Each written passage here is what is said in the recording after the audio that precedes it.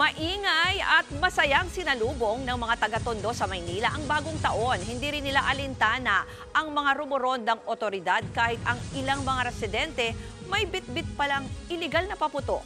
Narito ang Express Report ni Brian Basa. Pasiklaban ang mga taga-Tondo, Maynila sa dami ng paputok para sa pagsalubong ng bagong taon.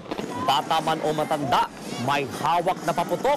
Kahit mga ipinagbabawal na paputok, nagkalat sa Tondo.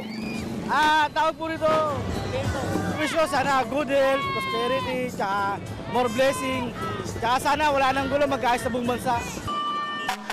May mga rumorondang police at fire truck, pero deadma lang sila sa mga nagpapaputok sa kalsada.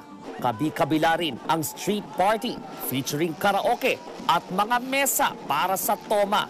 Isama pa ang mga motorsiklong sadyang pinaingay ang tambucho at halos magliyab habang pinatatakbo. Ganito raw talaga silang magdiwang ng bagong taon sa Tondo. Maingay, masaya, kahit magulo, pero safe naman po lahat.